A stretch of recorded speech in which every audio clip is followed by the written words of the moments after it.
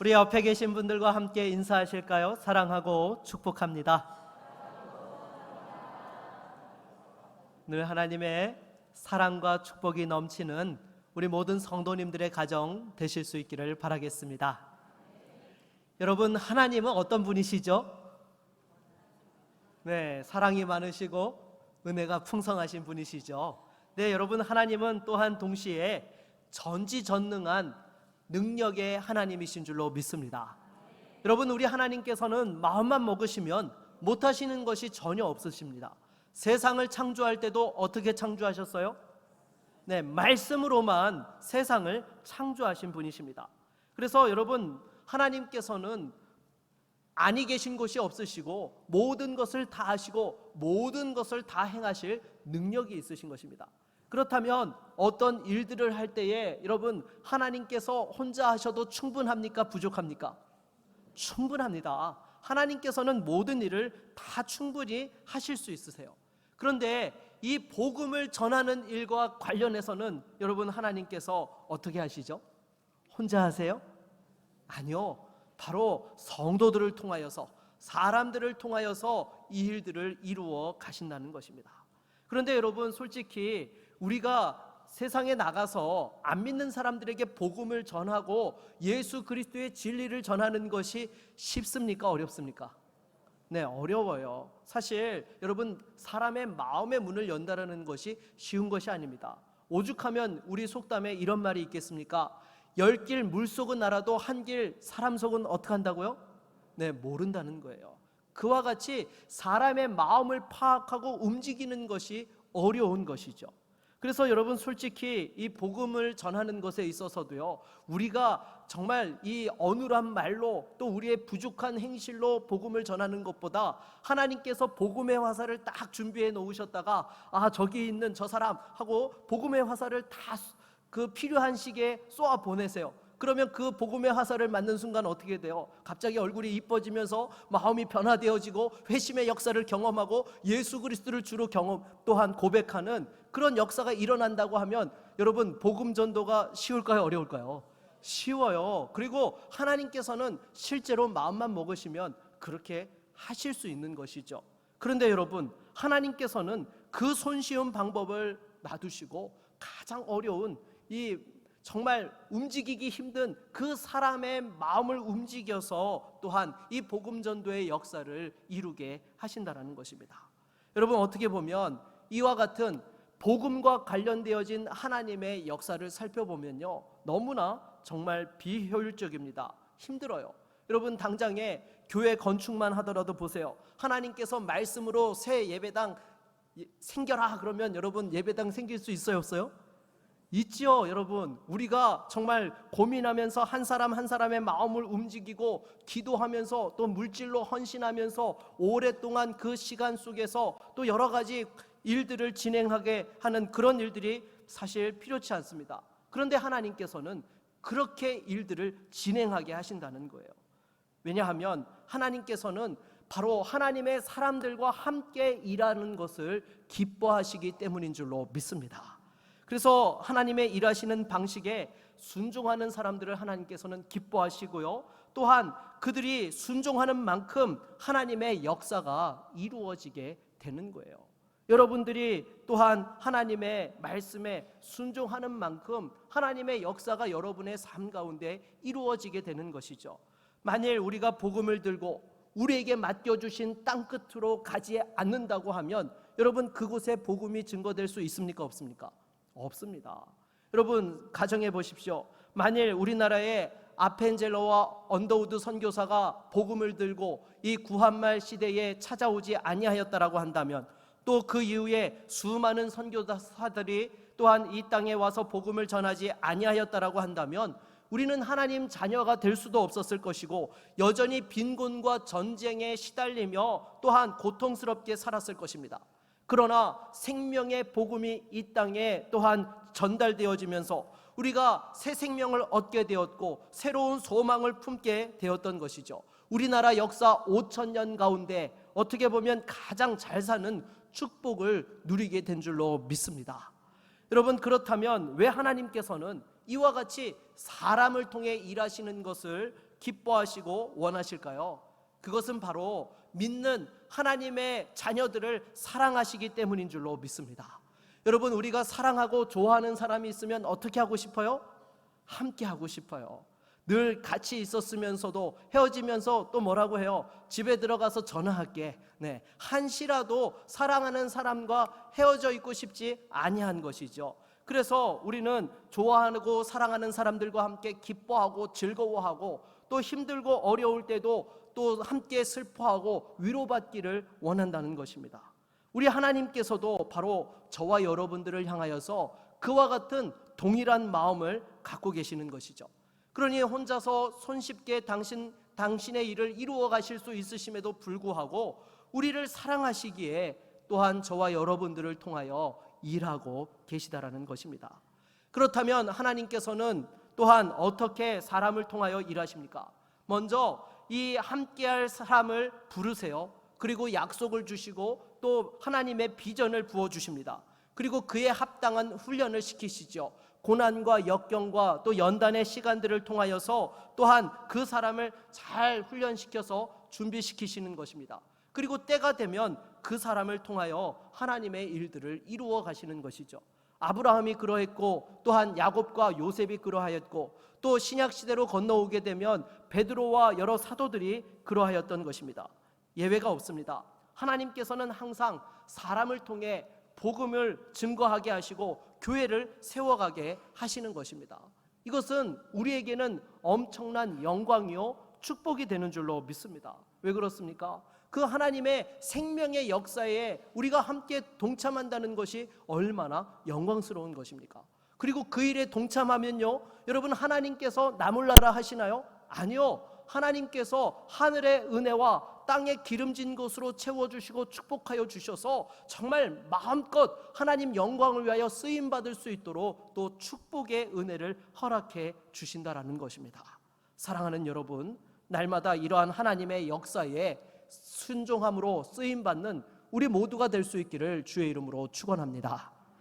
그러면 하나님께서 쓰시는 사람들은 또한 어떤 특징들을 가지고 있습니까? 오늘 본문을 통하여서 우리가 같이 살펴보기를 원하는데요, 정말 하나님께서 쓰시는 위대한 사람들이 다 되시기를 주의 이름으로 축복합니다. 여러분, 오늘 본문을 보게 되면요, 안디옥 교회가 세워진 과정을 소개하고 있습니다. 안디옥은 오늘날로 말하면 터키 지방에 있는 한 도시예요. 예루살렘 북서쪽 480km 위치에 위치한 도시인 것이죠. 그런데 예루살렘 교회 성도들이 왜 이곳까지 가게 되었던 것일까요? 여행차에 또한 사업차에 또 여러 가지 새로운 도전을 하기 위해서 그곳에 가게 된 것입니까? 아니요. 우리 19절 말씀을 같이 한번 다시 읽어보겠습니다. 19절입니다. 그때에 스데반의 일로 일어난 환란으로 말미암아 흩어진 자들이 베니게와 구브로와 안디옥까지 이르러 유대인에게만 말씀을 전하는데, 아멘. 여러분, 이들이 지금 안디옥까지 가게 되었던 이유가 무엇 때문이라고요? 스데반 집사의 일로 일어난 환란, 바로 예수 그리스도의 복음된 그 성도들을 핍박하는 그 환란 때문에 어쩔 수 없이 쫓겨가다가 그곳까지 가게 되었다라는 것입니다. 여러분, 이렇게 하나님을 열심히 믿고 예수 그리스도의 복음을 전했을 뿐인데 그 일 때문에 자기의 그 고향과 또 삶의 터전들을 다 등지고 낯선 지방까지 오게 된 그들의 심정이 어떠했을까요? 여러분, 오지선다로 한번 예시를 들어볼까요? 1번 환희, 2번 기쁨, 3번 행복, 4번 감사, 5번 원망. 뭘까요? 일반적인 사람이라고 한다면요, 5번 원망의 마음을 가질 거예요. 내가 왜 이렇게 어려움을 당해야 되느냐, 불평하고 좌절하고 답답한 마음을 가졌을 것입니다. 그런데 여러분, 이 지금 안디옥에 왔던 성도들을 보게 되면요, 전혀 그렇지 않았던 것입니다. 우리 20절 말씀을 같이 한번 읽어볼까요? 20절입니다. 그 중에 구브로와 구레네 몇 사람이 안디옥에 이르러 헬라인에게도 말하여 주 예수를 전파하니, 아멘. 여러분, 이들이 지금 뭘 했어요? 전도를 했어요. 복음을 전파했던 것입니다. 여러분 생각해 보십시오. 지금 예수 믿는다는 이유로, 복음 전도한다는 이유로 예루살렘에서 쫓겨나가지고 그곳까지 오게 된 거예요. 그러면 일반적이라고 하면 어떻게 하는 것이 정상입니까? 내가 그리스도인이라는 것이 티가 나지 않도록 당분간은 잠잠고 조용히 세상 사람들과 똑같이 평범하게 살아가는 것이 일반적인 모습일 것입니다. 그래야지만 자신의 삶에 더 이상 어려움이 닥쳐오지 않고 그나마 수습할 수 있는 상황이 될 거예요. 그런데 이들은요, 그곳에 가서도 복음을 전했다는 거예요. 복음을 전하는 것 때문에 핍박을 받아서 그곳까지 오게 됐는데, 또 그 안디옥에서도 예수의 복음을 전했던 것입니다. 그래서 여러분, 이들은요, 복음 때문에 고난을 당하고 어려움을 당하였을 때에 그것에 대하여 원망하고 불평하고 좌절하는 것이 아니라 오히려 그 복음의 직분을 가지고 끝까지 그 상황들을 이겨내고 복음의 전도자로 살았던 것입니다. 그랬더니 어떤 일들이 이루어집니까? 우리 21절을 한번 읽어볼까요? 21절입니다. 주의 손이 그들과 함께 하심에 수많은 사람들이 믿고 주께 돌아오더라. 아멘. 여러분, 바로 이거예요. 우리 믿는 성도들이 하나님의 은혜로 믿음으로 살아가는 방법이 바로 이것인 것이죠. 여러분, 상황에 파묻혀서 원망하고 낙심하고 절망하고 좌절하는 것이 아니라 도리어 복음의 능력으로서 고난에 맞서고 이겨내는 것, 이것이 성도의 진정한 모습이요 본질이어야 한다는 것입니다. 그러다 보면 어떤 역사가 이루어지게 됩니까? 바로 주의 손이 여러분과 함께 하는 것을 경험하게 되는 것이죠. 그래서 지금 주의 손이 임하니까 그곳에서도 놀라운 부흥의 역사가 이루어지게 되고, 또한 안디옥에 하나님의 교회가 세워지게 되더라는 것입니다. 사랑하는 여러분, 지금 여러분들이 신앙생활 한다는 이유 때문에, 또한 하나님 앞에서 주신 사명을 감당한다는 이유 때문에 고난과 환난과 어려움 가운데 있습니까? 그럼에도 하나님께서 기뻐하시는 자리에서 하나님께서 기뻐하시는 그 일을 끝까지 감당하고 있을 때에 하나님의 손이 여러분들을 도와주시고 수많은 영혼들이 주님께로 돌아오는 은혜의 역사들이 이루어지게 될 줄로 믿습니다. 여러분, 위대한 복음의 역사는요, 환난과 고난 속에서도 굴하지 아니하고 복음을 의지하여서 복음의 능력대로 살아가는 사람에게 그와 같은 역사들이 이루어지게 되는 거예요. 여러분, 사실 지금 이렇게 안디옥에서 놀라운 역사들을 감당하고 있는 사람들은요, 세상적으로 보면 어떤 사람들이에요? 쫓겨난 사람들이에요. 실패한 사람들이에요. 또한 어떻게 보면 핍박받고 아무것도 가진 것이 없는 사람들이었습니다. 그러나 여러분, 이들은 오히려 하나님의 손이 함께 하시는 것을 경험하였던 것입니다. 사랑하는 여러분, 절대로 여러분의 상황과 형편과 또한 학벌과 경제적 수준이 문제가 아닌 것입니다. 우리 삶의 진짜 문제는요, 우리 안에 있는 편견과 고집이 문제인 것입니다. 대부분 사람들이 어려운 상황을 만나면 뭐부터 생각해요? 왜 나만 겪는 고난이냐고, 또 왜 나에게 이런 어려움이 오냐고 원망하고 불평하고 절망하고 낙심하는 것입니다. 그러나 고난을 이기고 승리하는 사람들은 어때요? 그러한 편견과 부정적인 생각들을 깨뜨리는 것이죠. 오히려 이 어려움 속에서도 하나님을 바라며 하나님이 함께 하심을 구하며 나아갈 때에 위대한 기적의 역사를 경험할 수 있게 되는 것입니다. 그래서 여러분, 오늘 설교 제목이 무엇입니까? 문제는 사람이다. 여러분, 문제가 뭐라고요? 네, 사람이에요. 상황이 문제가 아니라 그 상황 속에 어떤 사람으로 있느냐가 문제인 것이죠. 아무리 어려운 일이 있다 하더라도 그 속에서 끝까지 믿음으로 하나님을 바라며 하나님을 의지하는 사람이 있느냐, 아니면 부정적인 생각을 가지고 낙심하고 있는 사람이 있느냐에 따라서 그 상황이 또한 전혀 다른 결과로 도출되게 된다는 것입니다. 여러분, 무엇보다도 하나님의 마음을 품을 수 있는 우리 모두가 될 수 있기를 바라겠습니다. 그러면 지금 안디옥 교회가 어떻게 해서 세워지게 된 것입니까? 처음부터 철저히 계획하고 준비하여서 세워진 것이 아닙니다. 처음에는 유대인들에게만 복음을 전하다가 어찌어찌 해가지고 이 안디옥에 있는 헬라인에게 복음을 전했는데, 그것이 계기가 돼서 수많은 사람들이 예수 믿고 또한 구원받고 교회가 세워지게 된 것이죠. 이 소문이 예루살렘 교회까지 또한 역으로 전달된 것입니다. 그러니까 어떻게 합니까? 바나바를 그 안디옥 교회의 교사로서 또한 이렇게 파송하게 된 것이죠. 그래서 23절로 24절 말씀을 같이 한번 읽어보겠습니다. 같이 읽습니다. 그가 이르러 하나님의 은혜를 보고 기뻐하여 모든 사람에게 굳건한 마음으로 주와 함께 머물러 있으라 권하니 바나바는 착한 사람이요 성령과 믿음이 충만한 사람이라. 이에 큰 무리가 주께 더하여 지더라. 아멘. 여러분, 바나바를 통하여서 또한 교회가 든든히 세워지는 역사가 이루어지게 되었다라는 것입니다. 그런데 여러분, 여기서 우리가 알아야 할 것이 있죠. 사람이라고 해서 다 같은 사람입니까? 그렇지 않습니다. 그 자리에 준비되고 합당한 사람이 들어갈 때만이 그 일들이 제대로 이루어지고 성취될 수 있게 되는 것입니다. 여러분, 지금 이 안디옥 교회에는요, 그 복음의 교사를 잘 파송하는 것이 너무나 중요했습니다. 왜냐하면 막 예수를 믿고 구원받은 이들을 말씀 안에서 잘 세우지 못하면 어떻게 돼요? 금방 낙심하고 절망해서 이들이 그냥 흩어져 버릴 수 있기 때문인 것이죠. 그래서 여러분, 또한 이 안디옥 교회가 이방에 세워진 첫 번째 이방인 교회였기 때문에 이 교회를 통하여 하나님의 놀라운 복음의 역사가 일어날 수 있도록 무엇보다도 하나님의 사람으로 신실하고 또한 말씀을 잘 가르칠 수 있는 그러한 사역자를 보내어서 또한 이 안디옥 교회를 세웠다라는 것입니다.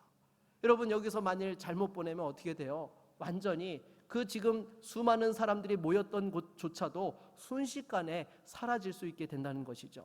당장에 우리의 한국 교회만 보더라도 그렇습니다. 여러분, 교회는요, 사람을 잘 세워야 돼요. 그래서 하나님이 쓰시는 사람을 세우는 교회는 어때요? 부흥하게 되죠. 그런데 인간적인 기준과 판단으로 사람을 세우면요, 어떻게 되죠? 교회가 망하게 됩니다. 여러분, 한때 한국 교회에 미국 유학파 목사님들을 선호하는 그러한 일들이 있었습니다. 여러분, 솔직히 미국에 유학까지 갔다 올 정도면요, 실력이 있는 분이에요? 없는 분이에요? 네, 실력이 있는 분이죠. 그런데 문제는요, 여러분, 그게 담임 목사 청빙의 1순위가 되면 됩니까? 안 됩니까? 안 되죠. 여러분, 제가 미국 유학을 안 갔다 와서 여러분 이야기하는 것이 아닙니다. 여러분, 교회에서 그런 기준으로 사람을 세우게 되면요, 여러분, 교회가 망하게 되는 거예요. 필수 조건이 아니죠. 그렇다면 여러분, 교회에서 사람을 세우는 첫 번째 조건이 무엇입니까? 바로 성령 충만한 사람을 세워야 하는 줄로 믿습니다. 우리 24절 말씀을 다시 한번 같이 읽어볼까요? 같이 읽겠습니다. 바나바는 착한 사람이요 성령과 믿음이 충만한 사람이라. 이에 큰 무리가 주께 더하여 지더라. 아멘. 여러분, 바나바를 가리켜서 지금 성경이 어떤 사람이라고 이야기합니까? 착한 사람이요 성령과 믿음이 충만한 사람이더라 라고 이렇게 말씀하고 있습니다. 그러면 사도행전 6장에서 7집사를 뽑을 때에도 그 조건이 무엇이었습니까? 우리 사도행전 6장 3절도 같이 한번 읽어보겠습니다. 형제들아, 너희 가운데에서 성령과 지혜가 충만하여 칭찬받는 사람 7을 택하라. 우리가 이 일을 그들에게 맡기고. 아멘. 여러분, 초대 예루살렘 교회의 7집사를 세우는 기준은요, 첫 번째가 성령 충만이고요, 두 번째가 지혜가 충만한 사람이고, 세 번째가 칭찬받는 사람이라고 하였습니다. 그래서 여러분, 오늘 본문과 또 그 예루살렘 초대교회에서 세웠던 일꾼의 조건 가운데에 일치되는 공통된 것이 무엇이에요? 성령 충만한 사람이라는 거예요. 여러분, 교회에서 직분자를 세우는데 가장 중요한 요소가 무엇이냐? 성령 충만한 사람을 세워야 되는 거예요. 여러분, 이 성령 충만한 사람이 세워지면은요, 그 공동체는 더 볼 것도 없습니다. 하나님께서 은혜를 물붓듯이 부어주시고 하나님의 역사들이 힘있게 이루어지는 것이죠. 박사학위 소지자 100명을 데려온다 하더라도요, 성령 충만한 한 사람을 감당할 수 없는 것입니다. 여러분, 교회는 세상적으로 돈 많고 또한 지위가 높고 탁월한 사람이 많다고 해서 부흥하고 사명 잘 감당하는 것이 아닙니다. 무엇보다도 하나님 앞에서 성령 충만한 사람들이 많아질 때에 교회가 교회되어지고 부흥하고 사명에 충실한 교회로 세워질 수 있게 되는 것입니다. 그래서 여러분, 무엇보다도 제가 가장 또한 성령 충만하고요, 또 우리 교역자들과 우리 당의 장로님들이 성령 충만하기를 소망합니다. 또 우리 안수 집사님들과 권사님들과 교회의 재직들과 성도들 모두가 성령 충만한 교회 될 수 있기를 주의 이름으로 축원합니다. 그렇다면 여러분, 우리가 성령 충만하려면 어떻게 해야 되는 것입니까? 다른 것 없습니다. 성령 충만한 첫 번째 비결은요, 예배에 성령의 임재를 경험하는 것입니다. 여러분, 예배를 통해서 성령의 은사를 경험하고 예배를 통하여서 하나님을 알아갈 때에 우리가 성령의 그 함께 하심을 또한 경험할 수 있게 되는 것이고, 그 속에서 또한 우리의 생활 가운데 성령의 열매들을 맺어갈 수 있게 되는 것이죠. 여러분, 성령의 열매가 무엇입니까? 사랑과 희락과 화평과 오래 참음과 자비와 양선과 충성과 온유와 절제의 이러한 성령의 열매들을 맺어갈 수 있게 되는 것입니다. 그래서 여러분, 우리가 성령 충만하려면요, 가장 중요한 것이 무엇이냐? 예배인 것입니다.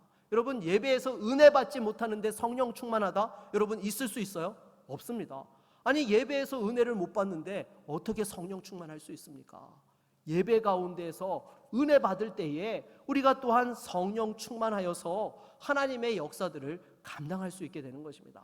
여러분, 예배에 생명을 걸 수 있기를 바라겠습니다. 성령 충만하면 하나님께 쓰임받는 거룩한 인생이 되는 것이고, 성령 충만치 아니하면 아무리 교회에서 직분을 받는다 하더라도, 또 여러 가지 주의 일을 맡는다 하더라도 제대로 열매 맺을 수가 없게 되는 것입니다. 그래서 늘 우리가 기도할 때마다 끊임없이 무엇을 간구해야 됩니까? 성령 충만을 구해야 되는 것입니다. 그래서 저도 사역을 하면서 가장 어렵고 힘들 때가 언젠가 하면요, 성령이 제 사역 가운데에 함께 하시는 것이 느껴지지 않을 때, 이럴 때 정말 힘든 거예요. 설교 준비를 할 때에도요, 성령께서 함께 하시면요, 말씀을 준비하는 것이 정말 기쁩니다. 행복해요. 그래서 강단에 서서 말씀을 전할 때에도요, 성령이 함께 하시면요, 정말 이 말씀 가운데 하나님이 역사하고 계시는 것을 느끼면요, 정말 감사하고 행복하죠. 그런데 말씀을 준비하는데요, 성령이 함께 하시지 않는 것 같으면요, 이 말씀을 준비하는데 결론이 나지를 않아요. 그러면 여러분, 얼마나 머리 터지는지 모릅니다. 그러면 어떻게 해요? 엎드릴 수밖에 없지 않겠습니까? 하나님, 우리 성도들 일주일 살아가는 영의 양식을 또한 잘 먹여야 되는데, 제가 성령께서 은혜 주시지 아니하면 어떻게 우리 성도들 한 주간 살아갈 수 있겠습니까? 저를 보지 마시고 우리 성도들을 긍휼히 여겨주셔서 제발 하나님 말씀에 은혜를 주십시오. 성령으로 역사해 주십시오. 그렇게 기도하고 또 이렇게 말씀을 전하게 되는 것이죠. 여러분, 이것은요, 여러분들을 향해서도 마찬가지인 것입니다. 성령이 여러분 인생 가운데 함께 하시면요, 주어진 가정과 일터와 또 직분 가운데에 그 하나님의 함께 하심을 느끼며 기쁨과 승리들을 또한 누릴 수 있게 되는 것입니다. 그래서 아무리 내가 노력해도 안 되는 어려운 일이라 하더라도요, 성령께서 역사해 주시면 어떻게 해요? 순식간에 그 일들이 이루어지게 되는 거예요. 그래서 무엇보다도 성령 충만한 하나님의 사람들이 다 되실 수 있기를 주의 이름으로 축원합니다. 여러분, 두 번째로는요, 또한 가르치는 사람이 되어야 하는 것입니다. 여러분, 하나님의 사람들은 자기에게 맡겨주신 영혼들을 가르칠 수 있어야 돼요. 여기서 가르친다는 것은 단순히 지식을 전달하는 것이 아닙니다. 자신의 삶을 통하여서 한 사람에게 신앙이 무엇인지, 예수의 복음이 무엇인지를 전할 수 있어야 된다는 것이죠. 우리 26절 말씀을 같이 한번 읽어보겠습니다. 26절입니다. 만남에 안디옥에 데리고 와서 둘이 교회에 1년간 모여 있어 큰 무리를 가르쳤고, 제자들이 안디옥에서 비로소 그리스도인이라 일컬음을 받게 되었더라. 아멘. 여러분, 1년 동안 이들을 가르쳤는데 이들이 어떻게 되었어요? 제자가 되었어요. 그리고 세상에서는 그리스도인이라 일컬음을 받는 하나님의 사람으로 서게 되었던 것입니다. 그만큼 믿음이 성장하게 되었던 것이죠. 여러분, 우리 주님께서도 승천하시기 직전에 제자들에게 당부하셨던 것이 있습니다. 우리 마태복음 28장 19절로 20절을 같이 한번 읽어볼까요? 같이 읽겠습니다. 그러므로 너희는 가서 모든 민족을 제자로 삼아 아버지와 아들과 성령의 이름으로 세례를 베풀고 내가 너희에게 분부한 모든 것을 가르쳐 지키게 하라. 볼지어다 내가 세상 끝날까지 너희와 항상 함께 있으리라 하시니라. 아멘. 여러분, 내가 너희에게 분부한 모든 것을 어떻게 하라고요? 가르쳐 지키게 하라. 바로 예수의 제자로 세워라 라고 이렇게 말씀을 하셨던 것입니다. 그래서 여러분, 다른 사람을 이와 같이 가르치고 예수의 제자로 세워갈 때에 여러분 어떻게 됩니까? 그 가르치는 사람도요, 사실은 성장하게 되죠. 그 다른 사람에게 복음을 전하려면요, 어떻게 해야 돼요? 내가 확신이 있어야죠. 내가 기쁨이 있어야죠. 내게 그 복음의 능력이 있어야지만 그 사람을 가르칠 수 있고 세워갈 수 있게 되는 것 아니겠습니까? 그래서 여러분, 우리가 다른 사람들에게 또한 복음을 전하고 또 가르친다라는 것은요, 그냥 누군가에게 가르치는 것으로 끝나는 것이 아니라 나를 성장케 한다는 것입니다. 그래서 여러분, 오랫동안 신앙생활을 했는데도 불구하고 성장하지 않는 사람들의 공통점을 보게 되면 무엇인가 하면요, 신앙생활을 하면서 다른 사람을 가르치고 세워본 경험이 없다는 것입니다. 오랫동안 교회에 출석을 했는데도요, 제대로 복음을 전해서 예수 믿게 한 사람도 없고요, 또 이렇게 교회 안에 들어온 사람에게 믿음의 본을 행하고 가르치고 또한 그 사람이 하나님의 사람으로 설 수 있도록 봉사와 섬김의 일들을 해본 적이 없다라는 것입니다. 이런 사람은 결코 신앙이 성장하지 않아요. 여러분들이 신앙생활을 5년 10년 했으면요, 정말 하나님 앞에서 잘 훈련받고 교사도 하고 구역장도 하고 또 찬양대도 하고 또 여러 봉사도 하면서 섬길 수 있기를 바라겠습니다. 그래야 여러분의 신앙이 건강하게 잘 성장할 수 있게 되는 것입니다. 저희 집 아이 중 하나가 중학생 때에 이 수학 문제를 풀다가 막혀서 저한테 풀어달라고 가져온 것이었습니다. 여러분, 근데 제가 보니까요, 잘 풀어줬을까요? 못 풀어줬을까요? 네, 처음 딱 보는 순간 막막하더라고요. 여러분 생각해 보십시오. 지금 제가 이 수학을 놓은 지 지금 뭐 한 25년, 30년씩 돼가는데 그 옛날에 배웠던 게 여러분 생각이 나겠습니까? 그래서 야, 아빠가 좀 잘 모르겠는데 그랬더니 대뜸 이 녀석이 저한테 뭐라고 하면요, 아빠는 대학도 졸업했으면서 그것도 못 풀어요? 아니, 그냥 대놓고 저한테 그냥 완전 직격탄을 날리는 거예요. 그 말을 듣는 순간 저도 자존심이 있지, 그래 한번 풀어보자 하고는요, 이렇게 머리를 싸매고 이렇게 끙끙끙거리면서 푸는데요, 이 녀석이 그 연습장에 그 풀다가 못 푼 그 과정이 있더라고요. 근데 여러분, 장기를 둘 때도요, 어떤 사람이 잘 보죠? 두는 사람이 잘 보나요? 옆에서 훈수 두는 사람이 잘 보나요? 훈수 두는 사람이 잘 보잖아요. 그러니까 그 녀석이 풀어놓은 이 답안을 보니까요, 어디서 잘못되었는지 그게 보이더라고요. 그래가지고 위기를 잘 넘겼습니다. 그리고 다음날 바로 이 수학 개념서 관련된 책을 주문해가지고 제가 봤어요. 다시 망신 안 당하려고요. 네, 여러분, 제가 무슨 말씀을 하는가 하면요, 우리가 누군가를 가르칠 때에 우리도 준비된 사람이 되고 또 우리의 신앙도 서게 된다는 거예요. 다른 사람을 가르칠 때에 내 신앙도 정리되어지고 견고하게 서게 되는 것이죠. 그런데 어떤 분들은 그런 얘기를 하세요. 목사님, 저는 능력이 없어서요, 성경 지식이 짧아서요. 여러분, 누가 모릅니까? 다 알아요. 그러나 능력이 많고 성경 지식이 많아야지만 다른 사람을 가르칠 수 있습니까? 아니요. 여러분, 다른 사람을 가르치면서 나도 배우면서 가르치고 함께 세워져 가는 것입니다. 당장 주일학교 교사만 하더라도 어떻습니까? 주일에 가서 아이들에게 공과를 가르치려면 어떻게 해야 돼요?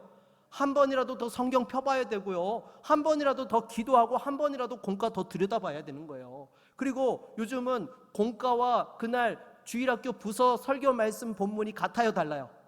같지요. 그러니까 이 공과를 잘 가르치려면 그 목사님, 전도사님 설교하는 것도 잘 들어야 돼요? 아니면 대충 들어도 돼요? 잘 들어야 되는 거예요. 혹시나 내가 빠뜨렸는데 아이들이 물어볼 때 내가 그거 모르면 여러분 되겠습니까? 그러니까 여러분, 누군가를 가르치려고 하면요, 더 집중해서 또한 살피고 듣게 될 때에 또 그 속에서 내 신앙이 자라게 되고 하나님께서 쓰시는 사람으로 준비되어져 간다라는 것입니다. 무엇보다도 다른 사람들에게 신앙을 가르치고 전수할 수 있는 하나님의 사람들이 다 되실 수 있기를 바라겠습니다.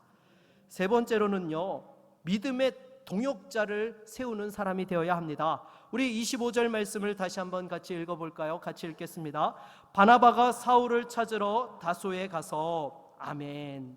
여러분, 우리가 몇 주 전에 사도행전 9장 말씀을 통해서 바나바에 대해서 살펴본 적이 있었는데요, 이 바나바는 사람을 적재적소에 세우고 동역할 줄 아는 사람이었던 것이죠.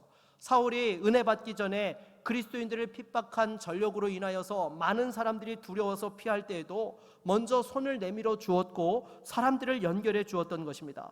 그리고 안디옥 교회의 교사로 파송받았을 때에도 어떻게 했습니까?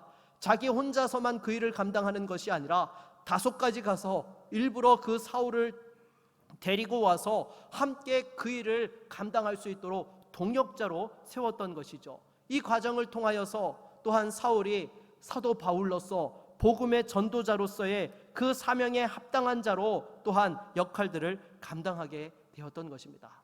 그래서 여러분, 좋은 리더는 어떤 사람이 좋은 리더냐?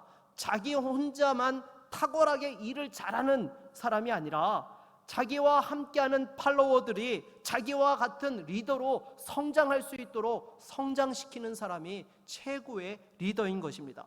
그래서 교회에서도 어떤 사람이 가장 탁월한 구역장이에요? 나 혼자서 구역을 잘 이끌어가는 것, 그것도 중요합니다. 그런데 탁월한 구역장은요, 내가 없더라도 나를 대신해서 구역을 이끌어갈 수 있도록 구역원 전부를 구역장으로 세울 수 있는 사람이 여러분 탁월한 구역장인 것입니다. 교사는요, 마찬가지죠. 내가 가르쳤던 학생들이 또한 시간이 지나서 함께 교사로 세워져서 또 아이들을 가르치고 동역자로 설 수 있게 하는 것, 그것이 최고의 교사인 것입니다. 그렇다면 여러분, 최고의 성도는 어떤 성도입니까? 불신자를 전도해서 신자가 되게 하고 그 신자가 성장하여서 제자가 되어 다른 사람을 또한 주님께로 인도할 수 있는 사람으로 그렇게 세워가는 사람이 최고의 성도인 것입니다. 무엇보다도 믿음의 동역자를 세워갈 수 있는 저와 여러분 모두가 되기를 바라겠습니다. 말씀을 맺겠습니다. 하나님의 사람은 성령 충만한 사람입니다. 또한 다른 사람들을 가르치고 함께 동역하는 사람입니다. 여러분, 문제는요, 사람이에요. 상황과 여건이 아니라, 현실이 아니라 문제는 사람인 거예요. 성령 충만한 사람이 있으면 제자 삼고 믿음의 동역자를 세우게 되고 그 속에서 하나님의 역사들이 성취되게 되는 것입니다. 여러분, 한국교회의 미래는요, 바로 이 성령 충만한 사람을 세울 수 있느냐, 또한 다른 사람을 가르치고 또한 동역자로 세울 수 있느냐, 여기에 달려있는 거예요. 우리 교회의 미래도 마찬가지인 것이죠. 무엇보다도 제 자신이 그런 사람이 되고 또 여러분들도 성령 충만하고 또 다른 사람들을 가르치고 동역자로 세울 수 있는 하나님의 사람들이 다 되실 수 있기를 바라겠습니다. 그럴 때에 하나님의 놀라운 위대한 사역에 동참하고 쓰임받으며 그 영광의 기쁨에 참여하는 믿음의 종들이 다 될 줄로 믿습니다. 이러한 은혜가 넘치기를 주의 이름으로 축원합니다. 우리 한번 같이 찬양하고 말씀을 의지하여 기도하겠습니다.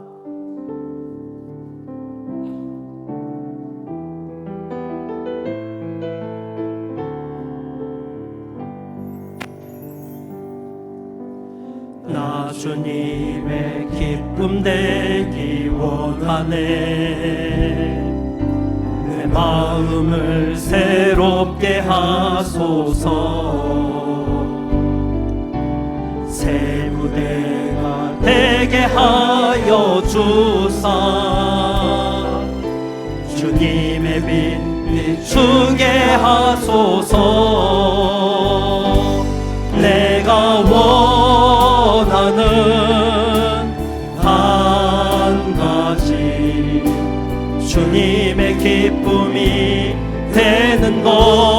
내가 원하는 한 가지 주님의 기쁨이 되는 겸손히 내 마음 드립니다.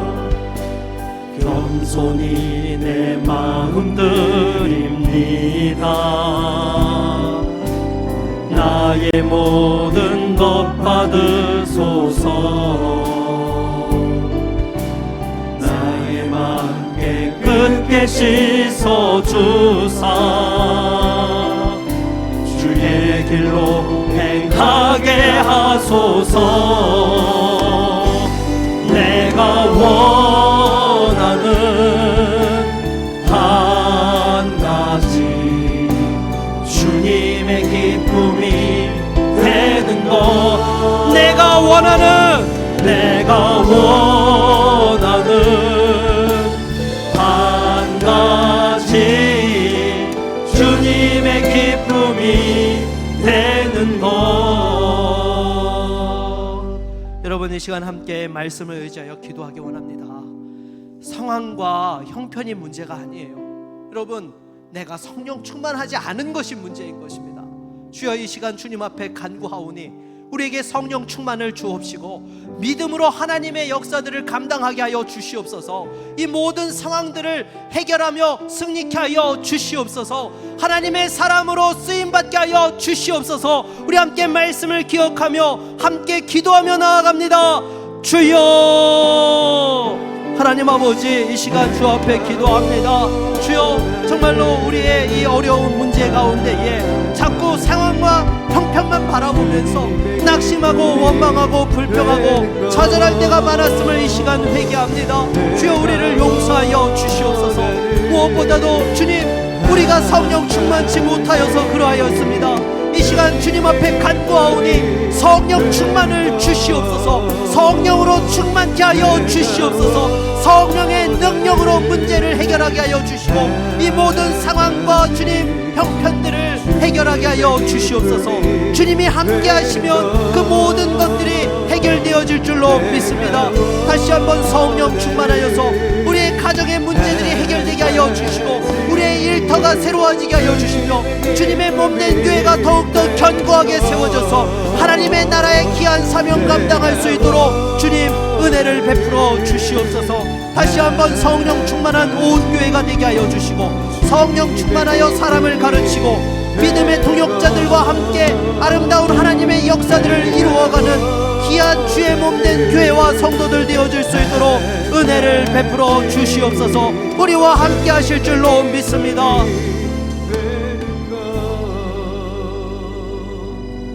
예수 그리스도의 이름으로 기도드립니다. 아멘.